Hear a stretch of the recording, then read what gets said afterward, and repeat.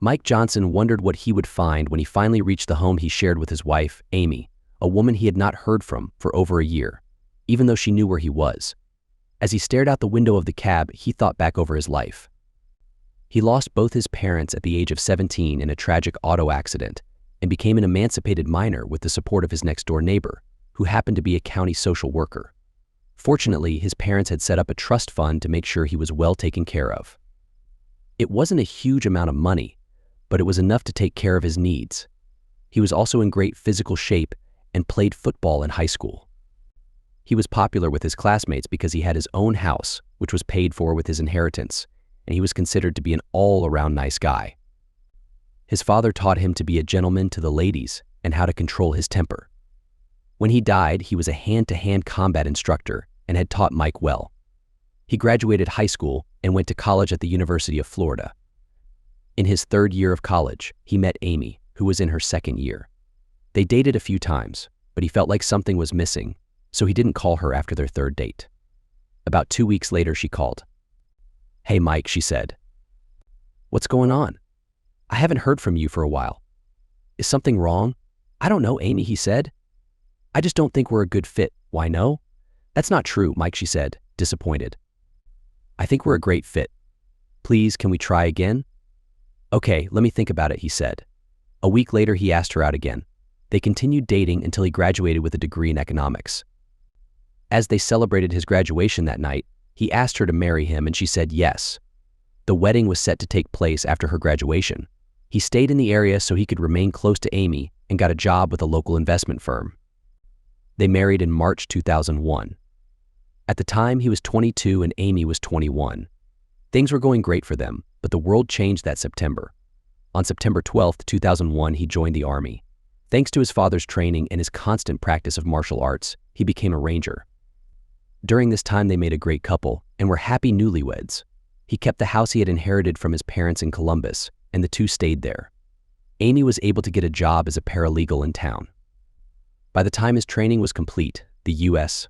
was heavily involved in Iraq, and he was shipped off for a 12-month tour. A month into that tour, he was promoted and given more responsibilities. After that tour, he came home, but 9 months later was ordered to Iraq for another 12-month tour. By now, he had re-enlisted and was promised a duty station of his choice upon returning from Iraq. Predictably, Amy wasn't happy. "Why do you have to go back?" she asked. "I need you here with me." "I'm sorry," he said. "I've been given orders. I want to stay here with you too, but I don't have a choice in the matter." He held her as she cried into his shoulder. "After this tour, I'm supposed to be able to choose my next assignment," he told her, hoping it was a promise he would be able to keep. They spent quality time together until he had to leave. For the first month of his second tour, he received frequent letters from Amy. He called when he could and always wrote back. But after that first month, the communication dwindled. He received only one letter in the next 6 months and had only been able to talk to her twice on the phone.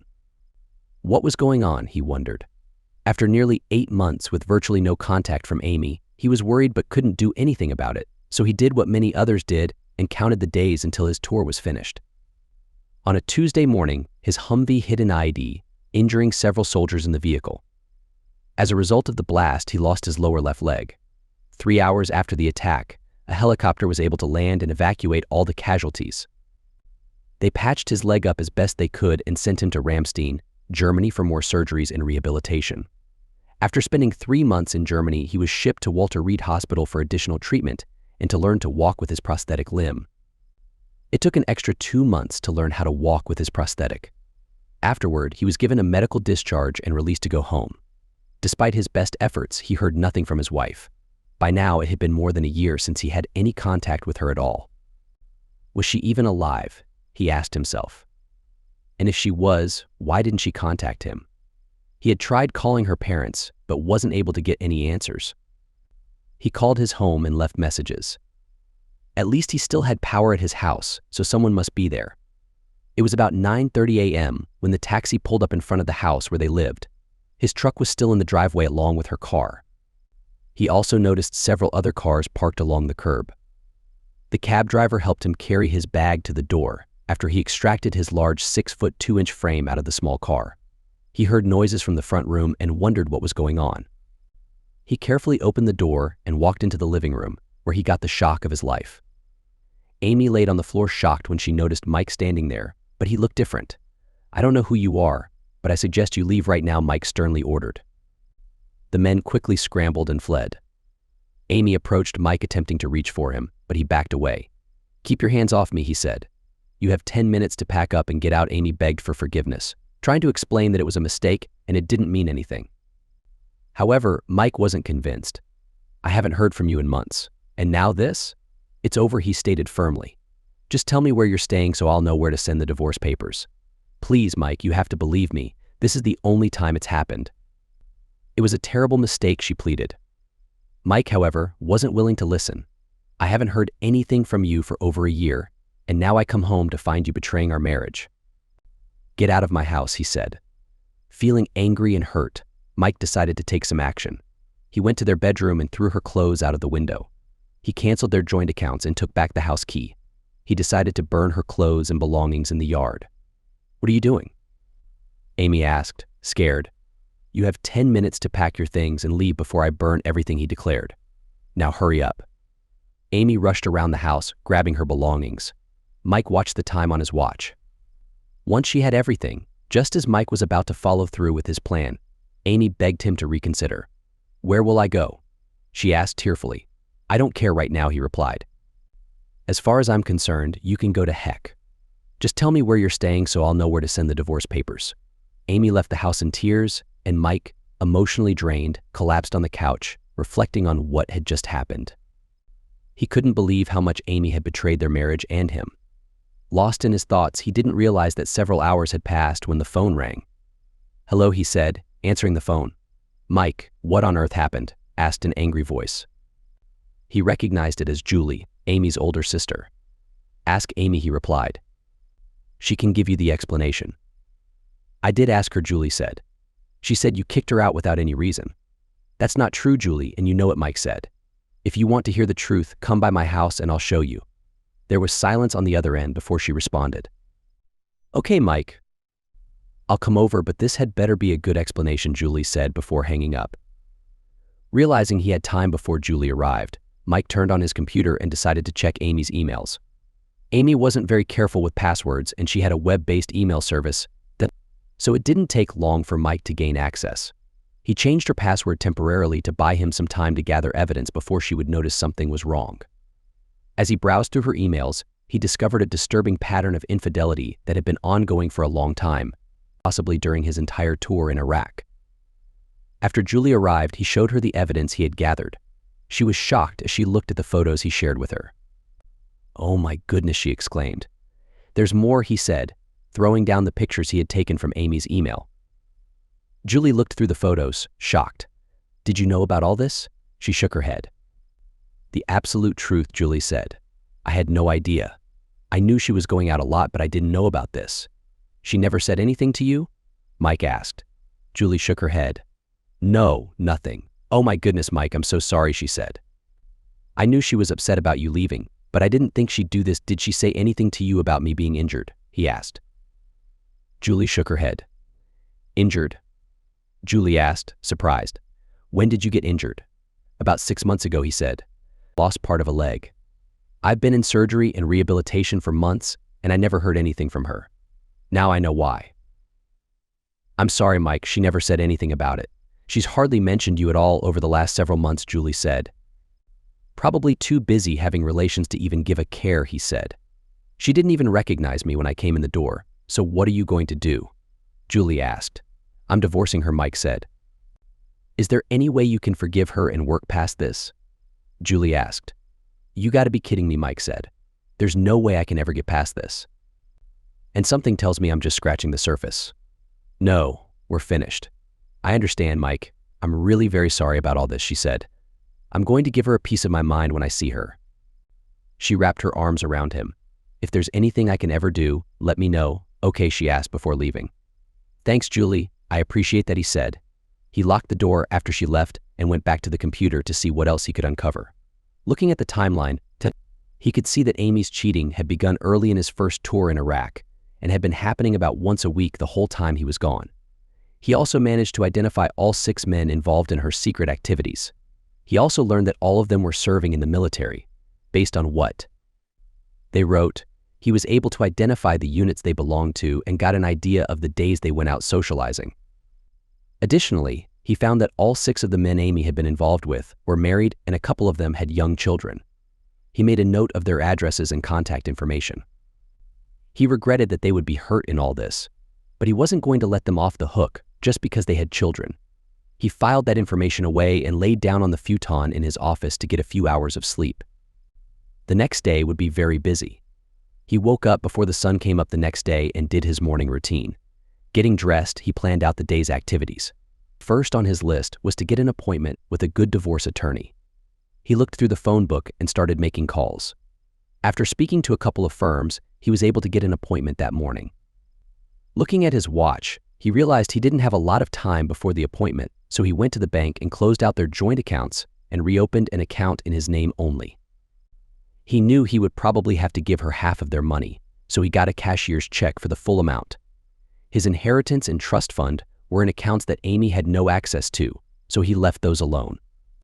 He closed out their joint credit card and applied for one in his name only, paying off the balance on the other card.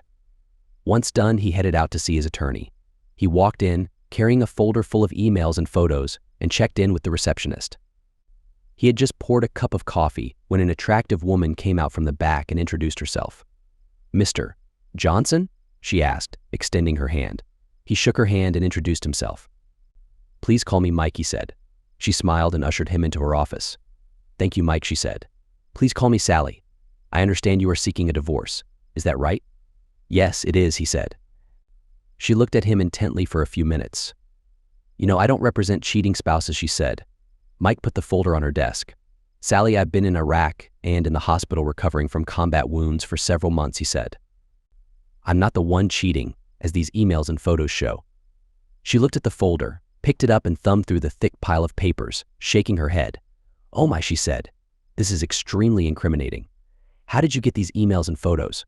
"Well," Mike said, "my soon-to-be ex-wife used my computer for her correspondence, and they like to send photos and video back and forth."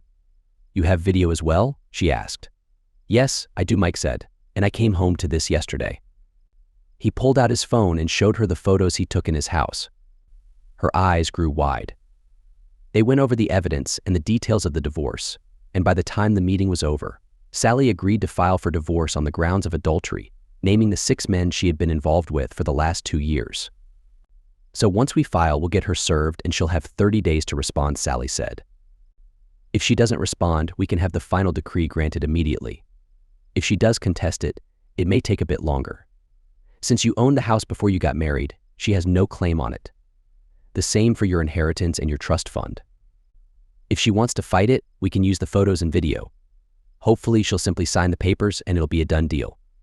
We can have her served either at her workplace or at her sister's apartment if she's still there in a couple of days." "That would be great," Mike said. He thanked her and left the office, feeling better since he first got home the previous day. After he got home, he called a locksmith to have the locks changed on the house and began calling the wives of the men Amy had been involved with. Needless to say, they were all angry. Most of them had suspected something was going on but didn't know what. They all asked for evidence, and Paul was more than happy to email photos and videos along with copies of some of their emails. He made a few more calls and met some of his comrades at a bar on the edge of town. They looked at some of the photos he brought and shook their heads. They also knew the 6 men involved and discussed possible options. As they talked, one of the 6, a big clod named John Abrams, came stumbling into the bar. George, one of Mike's friends, pointed him out. They looked and turned back to their drinks, but not before the jerk recognized Mike and staggered over to him, full of attitude. Well, he said loudly, "if it ain't SGT. Johnson, how's your wife these days? She's still interested in me?" he asked, grabbing his crotch. Mike said nothing, prompting the jerk to push the issue. "What? Are you a wimp as well as someone whose spouse cheated? Simon, big ranger dude, let's see what you've got." He made the mistake of taking a swing at Mike, his fist barely touching Mike's head. Mike responded, putting the jerk down on the floor in seconds without breaking a sweat. Red with anger, he began hitting the man's face, breaking his nose and knocking out a few teeth. The next thing Mike knew, he was being pulled off the man by 2 police officers who put handcuffs on him and placed him in the back of a police car. The other man was loaded into an ambulance and taken to an emergency room. Mike spent a few hours in jail before an officer came to his holding cell, waving him out. "Today's your lucky day, soldier," the officer said. "Witnesses said you acted in self-defense and surveillance video proved it, so you get to go home tonight with no charges." Mike went home and went to sleep. The next day, he got a call from one of his friends. "Hey, did you see the news?" George asked. "No, I just got up," Mike said. "What's up?" "Seems there was a rash of muggings last night," George said. 5 soldiers ended up in the hospital with various injuries. It's in the paper. Isn't that a shame?" "Yeah, that's terrible news," Mike said sarcastically. "Anyone we know?" "Yeah, they just so happened to be the other 5 guys hanging out with Amy," George said. "Isn't that quite a coincidence?" "Yeah, that is quite a coincidence," Mike said, smiling. Later that day, Mike got a visit from his former regimental commander and the sergeant major, a man who made Sam Elliott's character in We Were Soldiers look downright friendly by comparison. He opened the door and invited them in, offering them something to drink. "No, thanks," Sergeant the Colonel said. "We just wanted to stop by for a few minutes to see how things are going." "Could be better, all things considered," Colonel Mike said. "And please call me Mike. I'm not a soldier anymore, thanks to this," he added, tapping on his prosthetic leg. "I understand, and I do apologize," the Colonel said. "Not your fault," Colonel Mike said. "You didn't cause that eye to explode." They all laughed at that. "I understand you're going through a divorce," the Colonel said. "I got a call from your lawyer who said your wife's been involved with 6 active duty soldiers." "That's right," Colonel Mike said. "I have names, addresses, you name it. You want them?" "Yes, Mike, that would be helpful," the Colonel said. Mike went into his office and brought out a folder. He handed the Colonel a sheet with the men's names and addresses. "Would you like pictures as well?" Mike asked. "I have pictures, video, you name it." Seems they got a kick out of emailing this stuff back and forth to each other. "And yes, they knew she was my wife. They deliberately did it while I was overseas in a combat zone, and yes, they're all married." "You've done your homework," I see, the Colonel said. "Yes, they deserve to be held accountable for their actions. I'll take a look at this and push it through the appropriate channels to see what can be done. If they agree, I think we can make a case to have them all dishonorably discharged." "Also," Colonel Mike said, "one of them attacked me last night in a public bar. He ended up in the hospital." The Colonel nodded his head. "Personally, that's not surprising, but officially you didn't hear that from me," he said, smiling. "So what are your plans for the future?" "Well, Colonel, I haven't had much time to think about that," Mike said. "I have an economics degree, but I don't think I'd ever be happy working a desk job again." The Colonel smiled. "Why didn't you go for OC?" he asked. "With your record, you would have had a good chance. My dad was an NCO, and I always wanted to be where action was," Mike said. The Colonel nodded his head and the SGT Maj smiled. "I knew your dad when he was a hand-to-hand combat instructor," the Colonel said. "He was a damn good man. I know he'd be proud of you no matter what you decide to do." He stood and put his hat back on. The SGT Maj joined him. He extended his hand and Mike shook it. "You take care of yourself, Sergeant," he said. "If there's anything I can do, let me know." Mike nodded his head. "Thank you, Colonel, SGT Maj," he said. He watched as the 2 men left. Mike spent the day puttering around the house, doing mostly busy work, just stuff to keep him from thinking about Amy. That evening, he popped open a soda and spent the night watching television, his mind wandering over his failed marriage. The next day, he got a call from someone at Amy's place of work, telling him that she had been served with divorce papers. "Is it true?" the female voice asked. Mike knew the voice. It was Amanda, one of Amy's friends at the law firm where she worked. He always thought she was quite attractive and had a nice sense of style, but he never said anything. "Is what true?" Mike asked. "That she cheated on you while you were in Iraq," Amanda said. "The process server was very clear that she was being divorced for adultery. We all heard him." "Yeah, it's true," Mike said. "It's been going on for over 2 years. And you never knew?" Amanda asked. "She only did it while I was deployed to Iraq," Mike told her. "Oh my gosh, you poor man," Amanda said. "I'm so sorry." "Well, listen, if there's anything we can do for you, just call, okay? I mean it. We think highly of you and we hate what she did to you." "Thanks, Amanda. I appreciate that," Mike said. Later that day, he got a call from Linda Abrams, John Abrams' wife. "Hey, Mike," she said, "you have a few minutes to talk?" "Yeah, sure," Mike said. "What's up?" "Well, I learned about what my jerk of a husband did to you and Amy, and I'd like to get some revenge if you're up for it," she said. Mike smiled. He knew Linda. and thought she was a kind and beautiful woman. He couldn't understand why John would betray her. He listened to her plan and had to smile. This would be fun, he thought. "When do you want to do this?" he asked. "Tonight, if you're free," she said. "I'd like you to come by about 4:30 or 5 this evening so I can feed you dinner first and get everything set up." "You're on," Mike said. "I'll see you this evening." A bit later, he got another call, this time from Amy. "Mike," she sobbed, "I got served with divorce papers today. Can't we work through this? I told you it was only the one time and it was an accident." Mike laughed. "You stupid person," he growled. "I happen to know that it was much more than a one-time thing. Just sign the papers and it'll be over in a month. Otherwise, it may become very public, and you don't want that." "Darn you," she said, her tone changing. "I'll fight you every step of the way. I'll take your house and everything you own." "I don't think so," he said. "Call my lawyer, then sign the papers." He hung up and blocked her number. That afternoon, he went to Linda's house and parked in the middle of their driveway just as she suggested.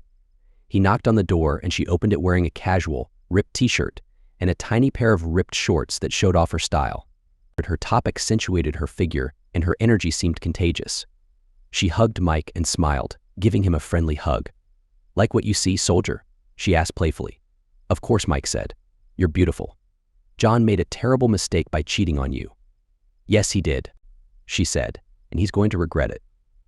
Come on in. I have dinner cooked up." Mike entered the house and smelled the delicious aroma of chicken fried steak. His mouth watered as he thought about what was about to happen. "This is delicious," Mike said as he finished the meal she dished out to him. "Just wait till we have dessert," she said. Grabbing his hand, she took him upstairs. Linda had set up a chair in the bedroom position just right and put Mike behind the door. She had a pile of zip ties and a couple rolls of tape on the dresser. After they went over their plan, they heard the front door open. "I'm home," John shouted from the front room. "Whose truck is that in the driveway? I can't get in the garage." "I'm sorry," Linda said. "I asked Mike Johnson to come over and give me a hand with something that broke and I didn't want to bother you at work. Could you please come upstairs? We could use your help." "Mike Johnson?" he asked as he came up the stairs. "Why did you call him?" "Oh, no reason, really, I just thought he could help." "You don't mind, do you?" she asked. "No, I guess not," he said, following her into the bedroom. As soon as he entered the room, Mike slammed the door shut and punched him in the throat. He followed that up with a punch to the gut. John didn't know what hit him, and by the time he could react, Mike and Linda had him in the chair and zip-tied to the legs. His arms were also zip-tied to the chair. "What the heck is going on?" he yelled when he was able to catch his breath. Linda stood in front of him, her hands on her hips. "I learned that you and your buddies have been messing around with Amy Johnson for the last 2 years or more." "Jerk," she said. "I also know all about your attack on Mike at the bar the other night. So I decided to get some revenge." "Please, Linda, don't do this," John begged. "Shut up, jerk," she said. "I'm just getting started." She kicked off her tennis shoes. "Linda, no, don't," John begged, shaking his head. "Why not, jerk?" she asked. "You've been messing around on me for years while I've been taking care of you, cleaning the house, washing your dirty laundry, and cooking for you while working a part-time job. All that time, I've been faithful to you, and this is how you repay me. Forget it. Don't make me tape your mouth shut." "You've been served, jerk," she said. "Now get your stuff and get out of here. I've already got it packed up for you. There's also a restraining order, and you'd better follow it, otherwise I'll have your backside thrown in jail. Got it?" John nodded his head quietly and took his duffel bag and the suitcase Linda had prepared. Defeated, he left the house. After John left, Linda buried her head in Mike's shoulder and cried. He held her, hugged her. "It'll be all right," he said. She nodded her head. "It won't be easy, but I'll manage," she said. "I've already split our accounts, and with my job I'll be able to cover the bills for a little while, but I'm eventually going to have to sell the house." "Linda, if it comes to that, you can come stay with me," Mike said. She nodded her head. "Thanks, Mike, I appreciate that," she said. "Please stay here with me tonight," she begged. Mike agreed, and the two spent time together well into the morning. Things didn't go well with the divorce at first. Amy decided to fight it, claiming that her 6-man gathering was just a one-time thing. After a little more than 6 weeks, Sally called for a conference with Mike, Amy, and her attorney, Bill Green. They gathered in a conference room at Sally's office, and Amy's attorney started speaking right away, suggesting the two go to counseling to help Mike get past what he called Amy's one-time mistake. Sally shook her head and stopped Amy's attorney. She pulled out a stack of emails and photos and placed them on the table. Amy and her attorney looked at the pile of paper, shocked. "Look," Bill, Sally said. "Let's cut through the nonsense, okay? My client has evidence in your client's own words, photos, and videos of multiple gatherings with the same 6 men going back over 2 years. By our estimate, your client has done this over 100 times while her husband was away. I've seen your client's sworn response, and I want to warn you that if you persist in this, we'll have no choice but to pursue charges of dishonesty against your client and ask for the maximum sentence of 10 years in prison. Now, if you decide to withdraw your response and have your client sign Mr. Johnson's initial proposal, we'll forget about the dishonesty. What's your decision?" "Look, Sally," Bill said, "you know as well as I do that it's rare for criminal prosecution for dishonesty in divorce cases. Your threats won't work here. Do you really want to take that chance, Bill?" Sally asked. "It may be rare, but it does happen. And with the proof we have, I think a judge would see it our way." Bill shook his head. Mike leaned over to Sally and whispered something in her ear. She nodded her head before speaking. "Why don't we do this?" Sally said. "My client says he'd like to speak with Amy for a few minutes alone. He assures me he won't get out of line. I suggest we let them have this time to work things out." Bill listened as Amy spoke to him quietly. After she finished, he nodded his head. "Okay," he said, "but we'll be right outside the door." After they left, Amy looked at Mike. "All right, what are you planning?" she said defiantly.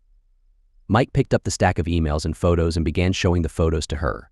Her eyes widened as he did so. Then he pulled out a photo of her from his wallet. "Do you know what got me through those 2 tours in Iraq?" he asked. He pointed at his photo, now yellow with age. It had been taken shortly before he enlisted. "This. And then when I didn't hear anything from you, I began thinking the worst. I honestly thought you had gotten hurt or worse.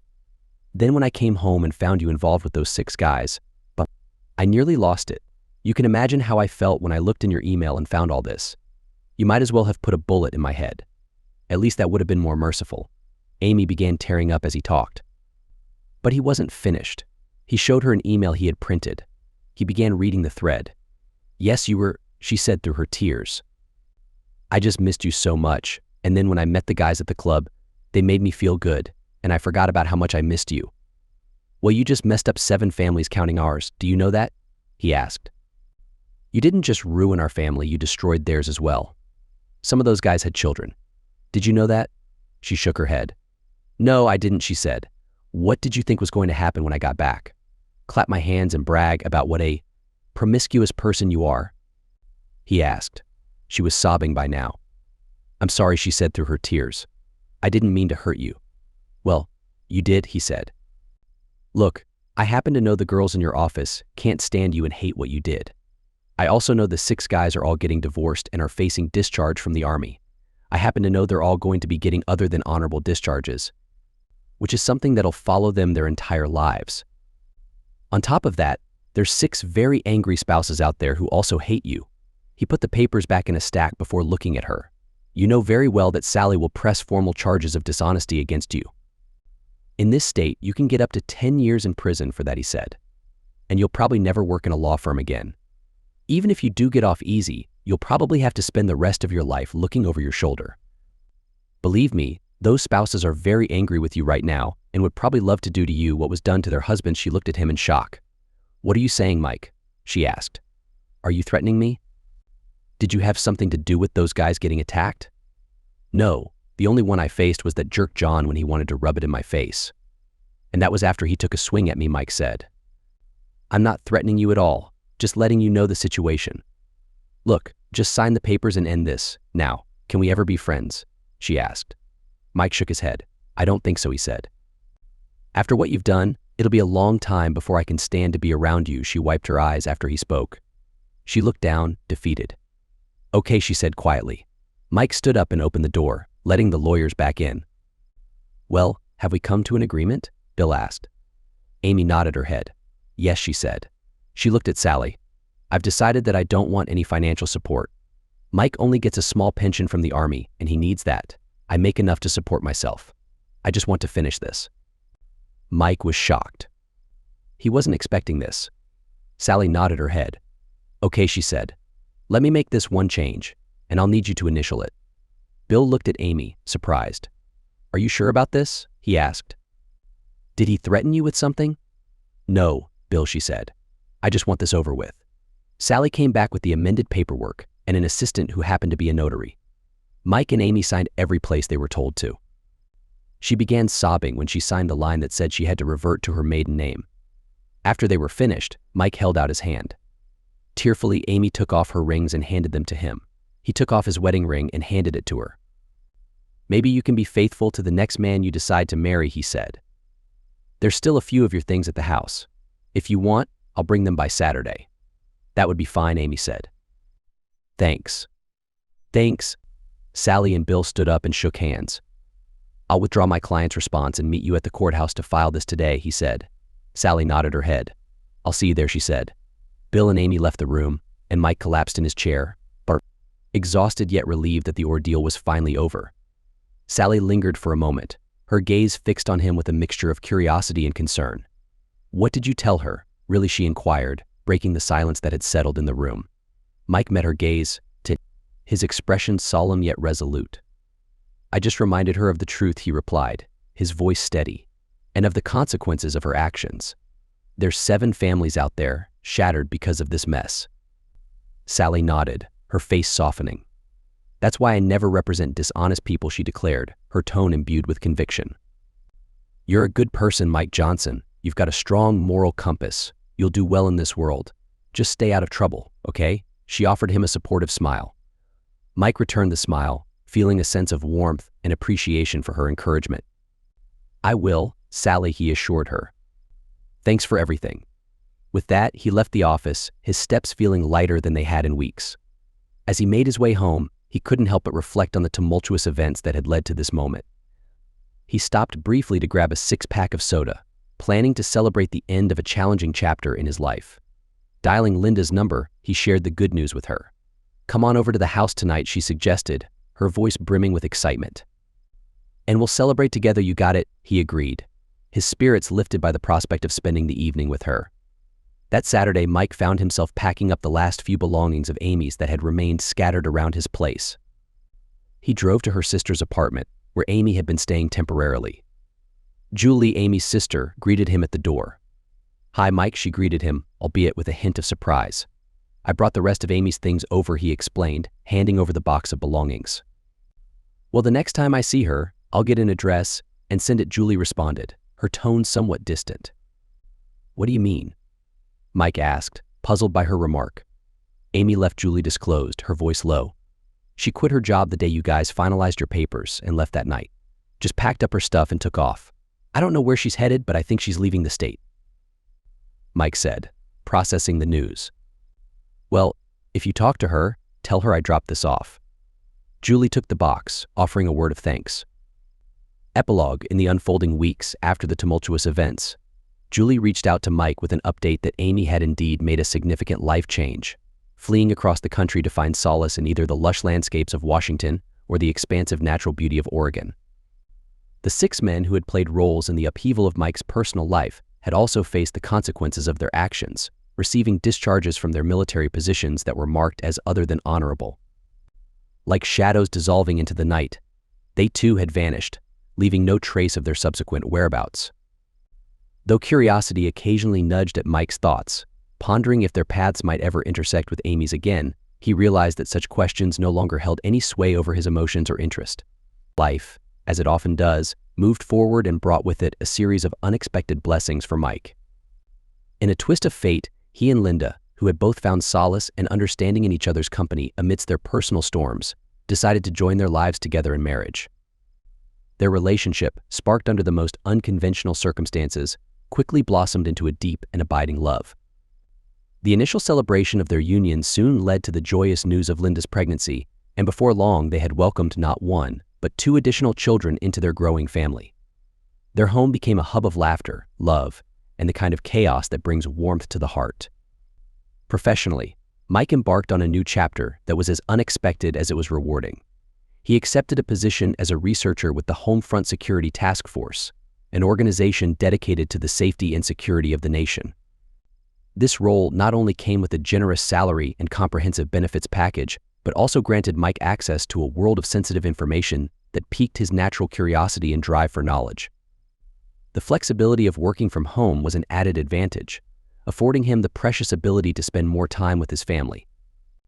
Nevertheless, his responsibilities occasionally required him to travel to a mysterious and closely guarded location known colloquially among his colleagues as Fort Apache. This secretive aspect of his job added a layer of intrigue and excitement to his work, challenging him in ways he had never anticipated. Through it all, Mike's journey from the depths of betrayal and heartache to the heights of personal and professional fulfillment was a testament to the resilience of the human spirit.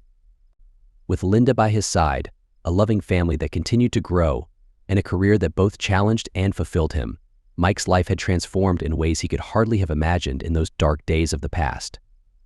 The road had not been easy, but it had led him to a place of peace, happiness, and a future brimming with possibilities. One day, as he sifted through the day's mail, a thick envelope caught his eye. Before he could examine its contents, his work phone rang. Mike Johnson, he answered promptly. The voice on the other end belonged to Oscar, a colleague whose camaraderie Mike had come to value. "Hey Mike, how's everything?" Oscar inquired, his tone casual yet sincere. "Going great, Oscar. How about yourself?" Mike responded, genuinely interested. "Living the dream," Oscar quipped. "Listen, I wanted to personally thank you for your outstanding work on the Skaggs case. It was invaluable." Mike felt a surge of pride at the acknowledgement. "Thanks," he said, appreciating the rare recognition. Oscar continued, "Bill insisted I make sure you received those tickets to Cancun. Recognition in our field is scarce, but you really earned it." "I just got them today," Mike confirmed, a smile spreading across his face. "Good," Oscar said. "Make sure you and that lovely wife of yours enjoy yourselves." "You deserve it," with a grateful heart, Mike hung up.